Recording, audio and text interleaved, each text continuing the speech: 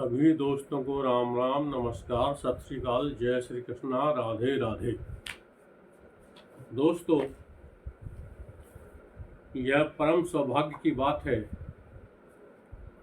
कि हम भगवान श्री कृष्ण के देश में जन्म लेकर पले बढ़े हैं। इस देश में भगवान श्री कृष्ण ने समाज के कल्याण के लिए महाभारत में जब कौरवों और पांडवों की सेनाएं युद्ध के मैदान में आमने सामने डट जाती हैं और युद्ध प्रारंभ होने वाला होता है, उस समय महाभारत के सबसे महत्वपूर्ण पात्र अर्जुन के मन में संशय उत्पन्न हो जाता है कि युद्ध करूं या नहीं करूं। और इस संबंध में वो भगवान श्री कृष्ण से, जो अर्जुन के सारथी बने हुए हैं, उनसे कहते हैं कि हे भगवान, आप मेरे रथ को दोनों सेनाओं के बीच में लेके चलिए। मैं देखना चाहता हूँ कि इस युद्ध में मुझसे लड़ने के लिए कौन कौन आए हैं, कौन मेरा है, कौन अपना है, किस किस के साथ में मुझे युद्ध करना होता है। इसी महाकाव्य महाभारत के एक दूसरे महत्वपूर्ण पात्र हैं महाराज धृतराष्ट्र, जो जन्म से अंधे हैं। महाराज धृतराष्ट्र गीता के उपदेशों को भी सुनते हैं, किंतु महाराज धृतराष्ट्र जो जन्म से अंधे हैं, जन्मांध हैं, और अपने पुत्र के मोह में भी वह अंधे हो चुके हैं तथा चाहते हैं कि उनका पुत्र ही इस युद्ध में विजयी हो और राजपाट का हकदार बने। ऐसी स्थिति में वो अपने मन में कुछ सवाल लेकर परेशान हैं। उसी समय महाराज धृतराष्ट्र के सामने संजय आते हैं। संजय को दिव्य दृष्टि प्राप्त है। महाराज धृतराष्ट्र संजय से पूछते हैं कि हे संजय, धर्म क्षेत्र कुरुक्षेत्र में जहाँ पांडवों की और कौरवों की सेनाएं युद्ध के लिए तत्पर होकर डटी हुई हैं, वहाँ पर क्या चल रहा है, वहाँ की स्थिति क्या है। महाराज धृतराष्ट्र के मन में यह शंका उत्पन्न हुई कि कुरुक्षेत्र धर्म का क्षेत्र है, कहीं धर्म के प्रभाव में आकर दुर्योधन ने युद्ध का विचार तो नहीं बदल दिया, दुर्योधन युद्ध से पीछे तो नहीं हट रहा है। इन सब बातों को लेकर के महाराज धृतराष्ट्र संजय से कहते हैं कि हे संजय, मुझे युद्ध भूमि का सारा हाल बताइए। युद्ध भूमि में जो धर्म का क्षेत्र है, वहाँ पर पांडव के पुत्र क्या कर रहे हैं, उन्होंने अपनी सेना की व्यूहरचना किस प्रकार की है, मेरे बेटे दुर्योधन, दुशासन आदि क्या कर रहे हैं, इन्होंने अपने सेना की व्यूहरचना किस प्रकार की है। हे संजय, तुम दुर्योधन की सेना का अच्छी तरह से बारीकी से निरीक्षण कर लो और मुझे बताओ कि दुर्योधन की सेना में कहीं कोई कमी तो नहीं है। मैं ये चाहता हूँ कि इस युद्ध में दुर्योधन की विजय हो और दुर्योधन सम्राट बन जाए और कृष्ण जो पांडवों के पक्ष में हैं, वह कृष्ण कुछ इस तरह की महिमा करें कि इस युद्ध भूमि में पांडव मर जाएं और दुर्योधन महाराज सम्राट बन जाएं। इसी तरह का प्रश्न जब संजय से महाराज धृतराष्ट्र पूछते हैं तो संजय उन्हें बताता है कि हे महाराज धृतराष्ट्र, पांडवों के दल का निरीक्षण करने के बाद दुर्योधन जो आपका पुत्र है वह अपने गुरु द्रोण के पास यह बताने के लिए गया है कि पांडवों ने अपने दल की रचना किस तरह की है। दुर्योधन गुरु द्रोण को ये बताते हैं कि हे गुरुदेव, आप देखिए पांडवों के दल को आपके शिष्य धृष्टद्युम्न ने सजाया है। ये धृष्टद्युम्न राजा द्रुपद का पुत्र है। आप देखिए धृष्टद्युम्न ने इस युद्ध में पांडवों की तरफ से जो योद्धा तैयार किए हैं वो युयुधान, राजा विराट हैं, अर्जुन और भीम के जैसे ये शक्तिशाली हैं। इनके साथ में महाराज द्रुपद हैं, धृष्टकेतु और चेकितान हैं। इनके साथ में काशी के महाराज काशीराज हैं, पुरजित हैं, कुंती भोज हैं, जो बल में विशेष उत्तम हैं, नरोत्तम हैं, जिन्होंने सदैव युद्ध में पराक्रम दिखाया है। इस युद्ध में अभिमन्यु स्वयं पराक्रम के रूप में मौजूद हैं। इस युद्ध में उत्तम मौजावी बल खड़ा हुआ है। इनके साथ में सुभद्रा और द्रौपदी के बच्चे भी खड़े हुए हैं। फिर दुर्योधन अपने गुरु द्रोणाचार्य से कहते हैं कि यह सब देखकर जानकर गुरुदेव आप बिल्कुल भी चिंता मत करना, मैं आपका ध्यान इधर भी दिलाना चाहता हूँ। मेरी सेना में कौन कौन है ये मैं आपको बताना चाहता हूँ। दुर्योधन अपने गुरु द्रोण से कहते हैं कि हे गुरुदेव, मेरी सेना के सेनापति आप हैं और इस सेना में भीष्म पितामह हैं, भूरिश्रवा हैं और इनके साथ साथ आपके साथ में मेरी सेना के योद्धा कर्ण हैं, विकर्ण हैं, कृप और अश्वत्थामा हैं। ये सभी के सभी युद्ध में अद्वितीय हैं, इनका कोई जोड़ नहीं है।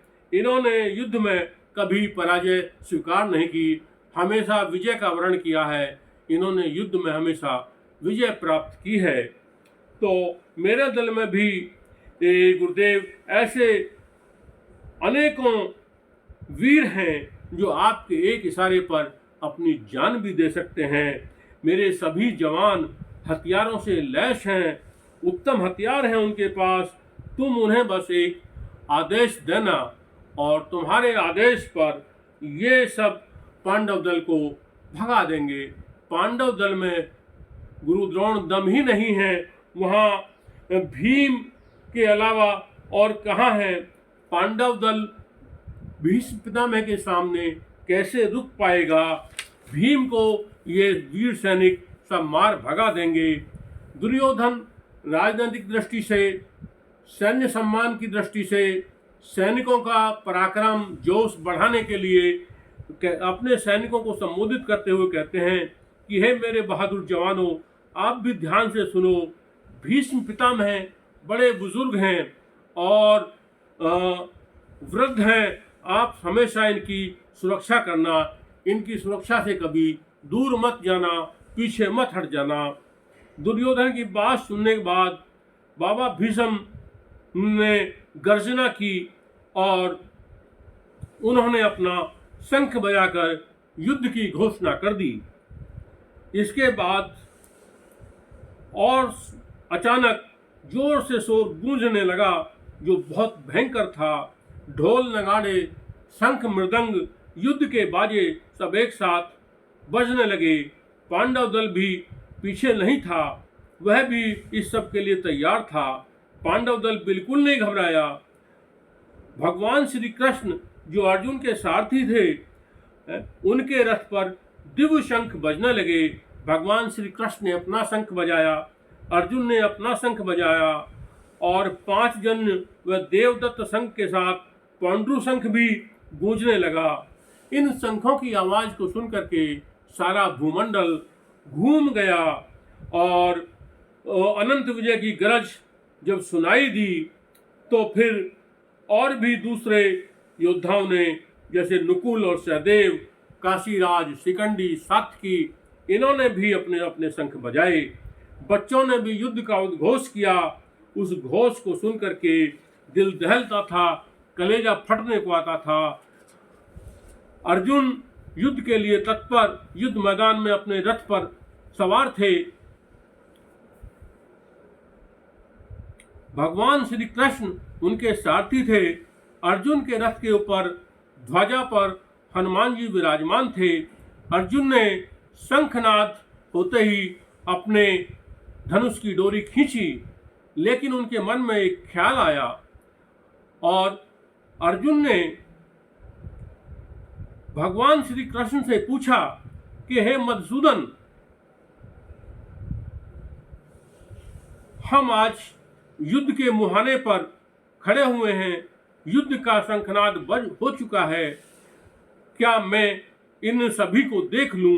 मैं चाहता हूं कि मैं युद्ध से पहले अपने साथ युद्ध करने वाले सारे योद्धाओं को देख लूं जो मुझसे लड़ने के लिए आए हैं, जो इनमें कौन मेरा है, कौन पराया है, इन सब को देख लूं। इसलिए आप मेरा रथ दोनों सेनाओं के बीच में लेकर के चलिए। फिर संजय ने महाराज धृतराष्ट्र से कहा कि राजन, इसके बाद क्या होता है वह भी सुनिए। भगवान अर्जुन के रथ को लेकर दोनों दलों के बीच में चले गए।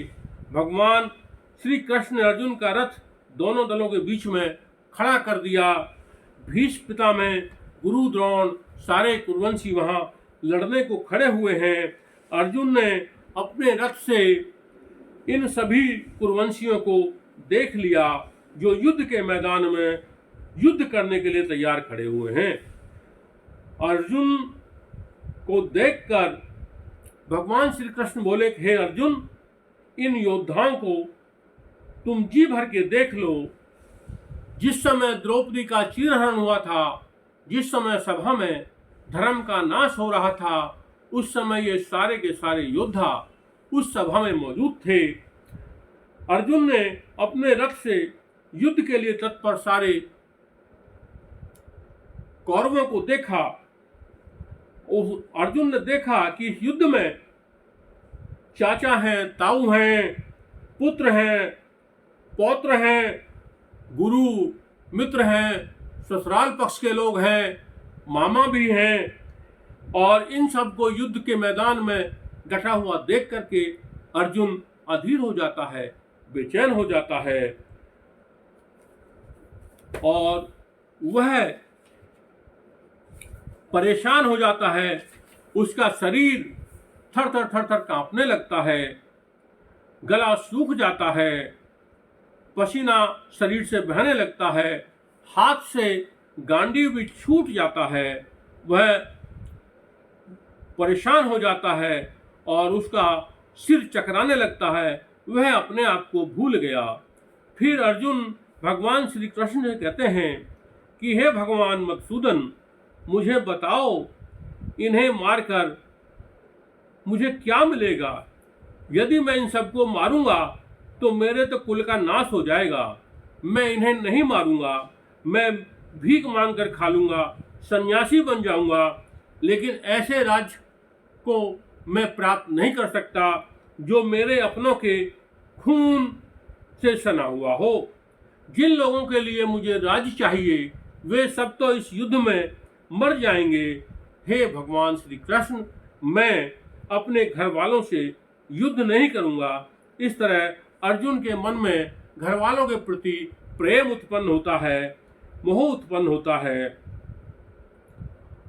और अर्जुन कहता है कि हे भगवान, यदि ये दुष्ट भी हैं और मैं इनको मारता हूं तो भी तो मुझे पाप लगेगा। और आप मुझे बताइए कि भगवान, अपने ही परिवार के लोगों को मारकर उनको मिटाकर मुझे कौन सा सुख प्राप्त होगा? ये सबके सब तो राज के लोभ में डूब गए हैं, इन्हें कुल का विनाश दिखाई नहीं देता है। हे केशव मुझे बताइए, इस तरह इन्हें मारकर क्या मेरे परिवार का, मेरे कुल का कल्याण होगा, भला होगा, मंगल होगा? इस तरह युद्ध में जब आमने सामने सैनिक होंगे तो बहुत सारे लोग मारे जाएंगे, कुल मिट जाएगा और घर घर में यहाँ विधवाएं बैठ जाएंगी, जिससे धर्म की मर्यादा मिट जाएगी। तो प्रभु मैं ऐसा पाप क्यों करूं? ऐसा होने पर घर घर में पाप का राज होगा, अधर्म का राज होगा, औरतें मनमौजी हो जाएंगी, स्वच्छंद हो जाएंगी, भ्रष्टाचार, भ्रष्ट आचरण हो जाएगा, बच्चे सब नाजायज पैदा होंगे और कुल की शर्म लाज सब खत्म हो जाएगी। जब सबका आचरण भ्रष्ट हो जाएगा, कुल की लाज खत्म हो जाएगी, शर्म हया खत्म हो जाएगी, चारों तरफ व्यभिचार फैल जाएगा, तो इस तरह तो जीवन नरक बन जाएगा माधव। और जब जीवन नरक बन जाएगा तो वहाँ कुल के पुरखे भी नीचे गिर जाते हैं, क्योंकि ऐसी स्थिति में जहाँ सब मर जाएंगे, पुरखों को पिंडदान नहीं मिलेगा। तो हे माधव, हे श्री कृष्ण भगवान, मुझे ऐसा रास्ता बताइए जिससे मैं अपने पुरखों का कर्ज चुका सकूं और तुम्हारा धाम भी मुझे मिल जाए। मुझे बड़ी उलझन हो रही है, बड़ी परेशानी हो रही है कि कुल की रीति जब मिट जाएगी, जब बच्चे नाजायज पैदा होंगे, तो हमारे परिवार का, हमारे कुल का कल्याण कैसे होगा? मैंने सुना है, लोग कहते हैं कि जो व्यक्ति माया के जाल में फंस जाता है, लोग उसको अंधा कहते हैं और चारों तरफ फिर कांटों का वन पैदा हो जाता है। अंधे व्यक्ति को फिर रास्ता दिखाई नहीं पड़ता, उसे कहीं छाया नहीं मिलती। मैंने विद्वानों से यह भी सुना है भगवान कि यदि किसी व्यक्ति ने अपने जीवन में कोई खोटा कर्म किया है, बुरा कर्म किया है, तो उसे नरक में भी कोई स्थान नहीं मिलता। और एक तुम हो कि मुझे राजपाट का लालच देते हो और कहते हो कि मैं अपने घर वालों को इस युद्ध भूमि में मारूं। हे भगवान श्री कृष्ण, तुम मुझसे पाप करा रहे हो, तुमने मुझे पाप की राह पर ले जाने के लिए ये कैसा प्रबंध किया है? मैं तो समझता हूँ कि यदि ये सारे कौरववंशी हथियार लेकर मुझ निहत्थे पर भी वार करेंगे तो भी मैं इनसे युद्ध नहीं करूँगा। इतना कहकर के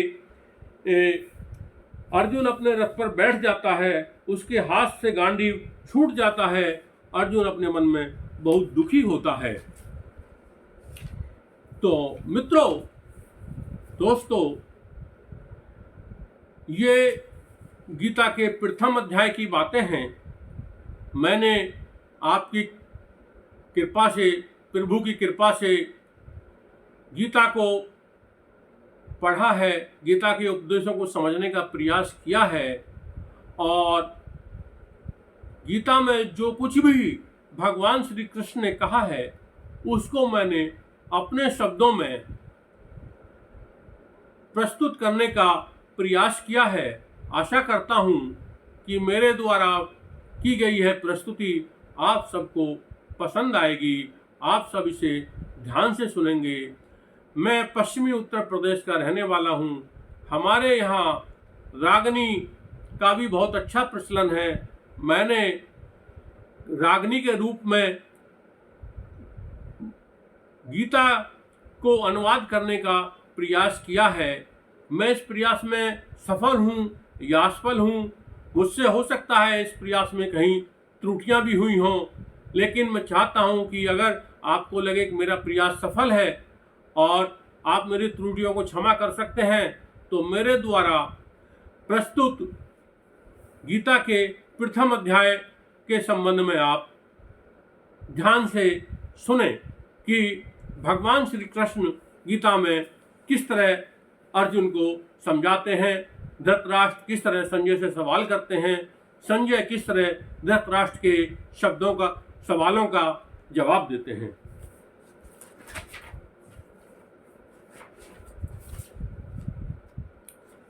मैं गीता के किसी भी श्लोक का इस प्रस्तुति में उल्लेख नहीं कर रहा हूं। इस प्रस्तुति में केवल मैं अपने शब्दों को आपके समक्ष रख रहा हूं। कृपया सुने, समझने का प्रयास करें, और अगर बात समझ में आती है तो अपनी टिप्पणी खुलकर अपने विचारों के साथ मेरे चैनल पर आप उल्लेखित करें, तथा इस चैनल पर आप बेल आइकन को भी दबा दें, जिससे मेरे द्वारा प्रस्तुत गीता के संबंध में जो मेरी समझ में आया है वो विचार आप तक पहुंच सकें और आप उनसे लाभ उठा सकें। जब कुरुक्षेत्र में दोनों सेनाएं आमने सामने डटी हैं, महाराज धृतराष्ट्र परेशान हैं और संजय आ जाते हैं, तो वो संजय से इस तरह वार्तालाप शुरू करते हैं। धृतराष्ट्र बोले संजय से, मुझे कुरुक्षेत्र दिखला दे तू, धर्म क्षेत्र में क्या हो से मुझे सारा हाल बता दे तू। क्या कर रहे हैं पांडु पुत्र, क्या रचना रची मेरे बेटों ने, सजे खड़े हैं रण में योद्धा, कौन कौन बतला दे तू।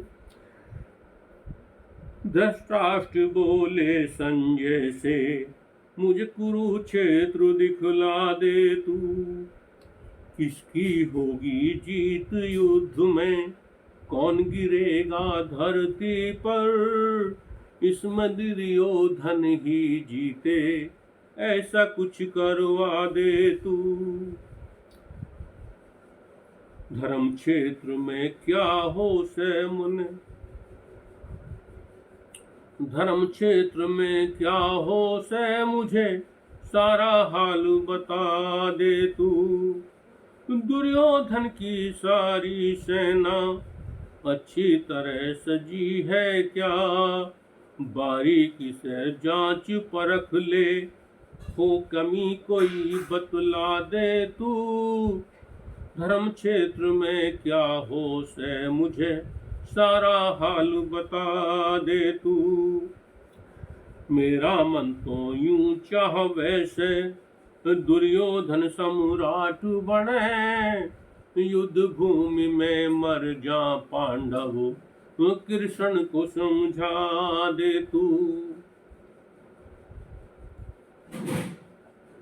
संजय बोले धृतराष्ट्र से, गौर से बात सुनो राजन, पांडव दल का करके निरीक्षण, गुरु पास गया दुर्योधन।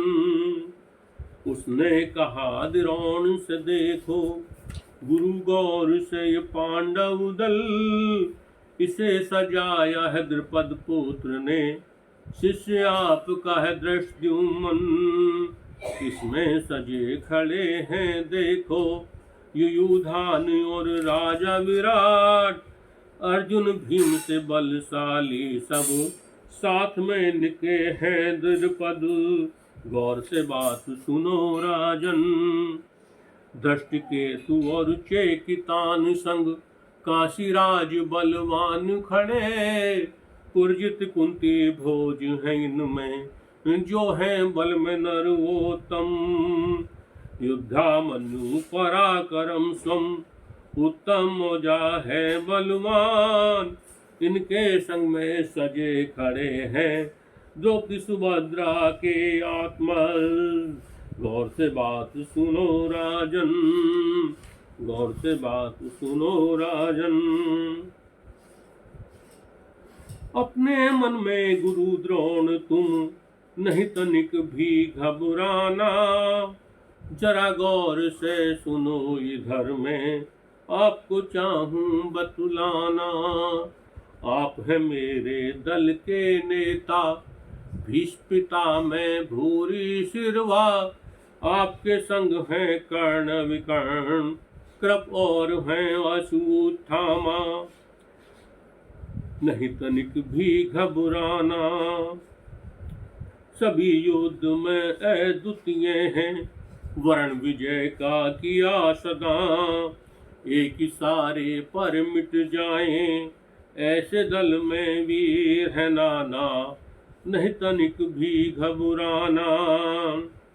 युद्ध कला में बड़े निपुण हैं अपने सारे वीर जवान, उत्तम हथियारों से लैस हैं, हुक्म इन्हें तुम फरमाना।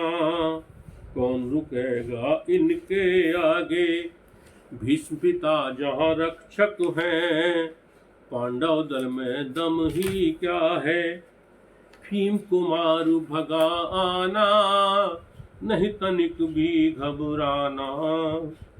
मेरे वीर जवानों सुन लो, भीष्म पिता हैं बड़े बुजुर्ग, इनकी सदा सुरक्षा करना, मत पीछे तुम हट जाना। दुर्योधन की बात सुनी तो बाबा भीष्म गरज पड़े, क्रूरवृद्ध का शंख बजा तो दुर्योधन के मान बढ़े। इसके बाद अचानक शोर और भयंकर गूंज गया, ढोल नगाड़े शंख मृदंग एक साथ सब बोल पड़े। पांडव दल भी कहाँ पीछे था, तनिक नहीं वो घबराया, ऋषिकेश अर्जुन के रथ पर दिव्य शंख भी गरज पड़े, बाबा भीष्म गरज पड़े।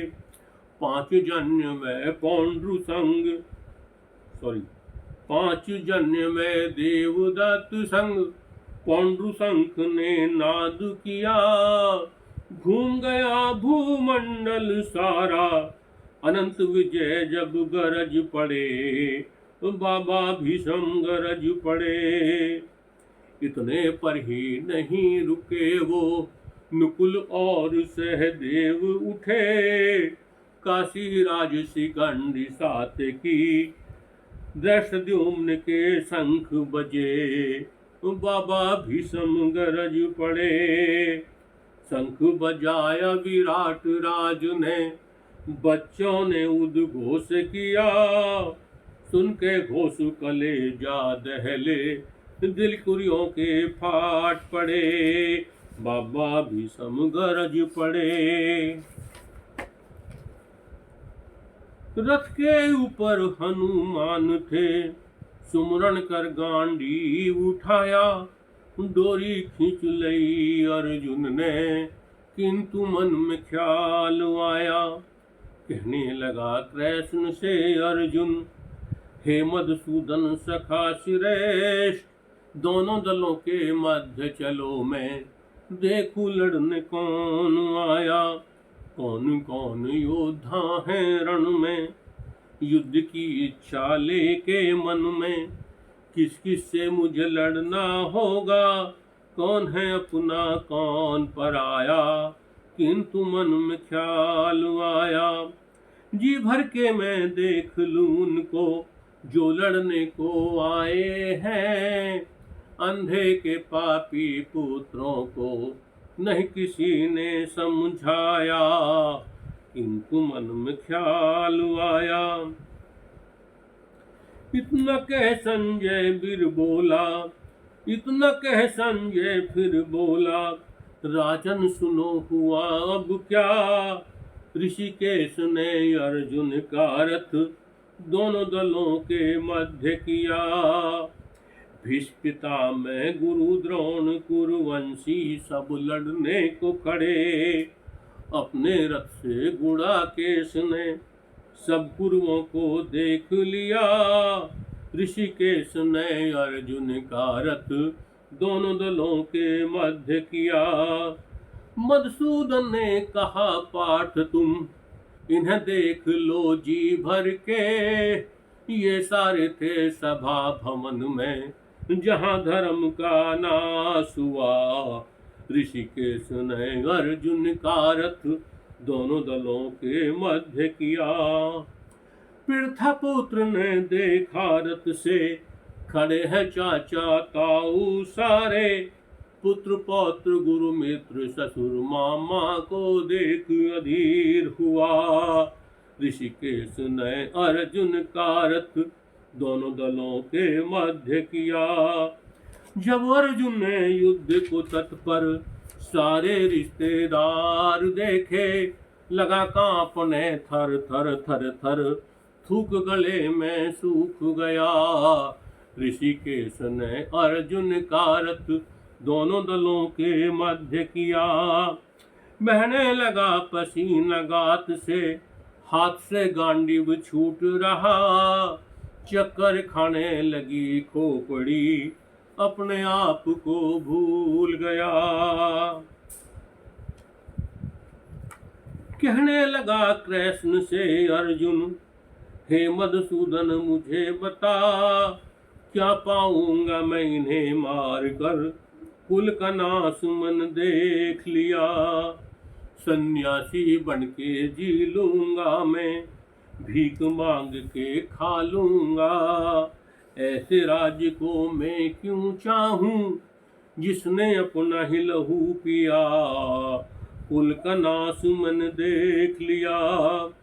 जिनकी खातिर राज्य चाहिए, वे सब तो मर जाएंगे।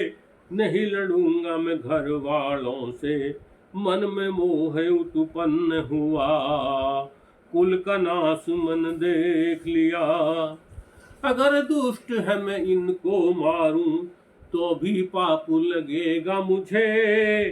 कैसे सुखी रहूंगा माधव, अपना ही परिवार मिटा, कुल का नाश मन देख लिया।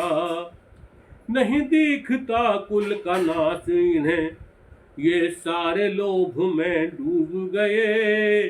इन्हें मार के हे केशव मेरे, कुल का मंगल होगा क्या, कुल का नाश मन देख लिया। ऐसे तो कुल मिट जाएगा, घर घर रांड बैठ जाएंगी। मिट जागी मर्यादा धर्म की, मैं क्यों पाप करूं ऐसा, कुल का नाश मन देख लिया। घर घर में यहाँ पाप रहेगा, और अधर्म करेगा राज। हो जाएंगी मन मर्जी औरतें, बच्चे होना जायज पैदा। भ्रष्ट औरतें हो जाएं तो कुल की लाज खत्म होगी। होगा भ्रष्ट आचरण सबका, फैलेगा व्यभिचार यहाँ, कुल का नाश मन देख लिया। कुल रीति जब मिट जाए तो जीवन नरक बने माधो।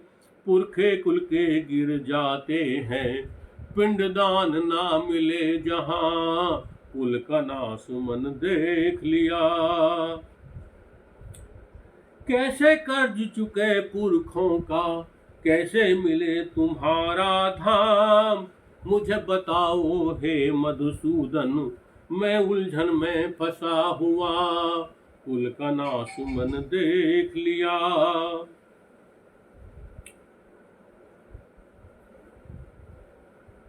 कुल रीति जब मिट जाए और बच्चे होना जायज पैदा। मुझे बता दे हे मधुसूदन, कैसे हो कल्याण कुल का नाश मन देख लिया। माया में जब फंस जा मानव, लोग कहें अंधा उसको। कांटों का वन पैदा हो जा, नहीं मिले फिर छांव यहाँ, कुल का नाश मन देख लिया। ज्ञानी जन से सुना है मैंने, जिसने खोटा कर्म किया, नहीं नरक में भी माधव उसे कोई स्थान मिला, कुल का नाश मन देख लिया। राजपाट का लालच दे के क्यों घर वालों को तू मरवावे। महापाप की राह पे कृष्णा क्यों जाने का प्रबंध किया, कुल का नाश मन देख लिया। हथियारों से लैस कुरु भी जब वार करेंगे निहत्थे पर, तब भी नहीं लड़ूंगा मैं उनसे, भला सोच के ये प्रण किया, कुल का नासुमन देख लिया। संजय बोला इतना कह के अर्जुन रथ पर बैठ गया। छोड़ दिया गांडीव हाथ से, मन ही मन में दुखी हुआ। कुल का नासुमन देख लिया। तो दोस्तों, आज मैंने आपके सामने अपने शब्दों में गीता के पहले अध्याय को प्रस्तुत करने का एक प्रयास किया है। आशा करता हूँ कि मेरा यह प्रयास आपको पसंद आएगा और आप मेरे इस प्रयास को देखते हुए मेरे चैनल को आप सब्सक्राइब करेंगे, बेल आइकन की घंटी दबाएंगे, जिससे आपको आगे भी मेरे द्वारा गीता के उपदेश के संबंध में जो मेरी समझ है, जो मेरे विचार हैं, उनसे मैं आपको लाभान्वित कर सकूं। धन्यवाद, नमस्कार, सत श्री अकाल, जय श्री कृष्णा, राधे राधे। धन्यवाद।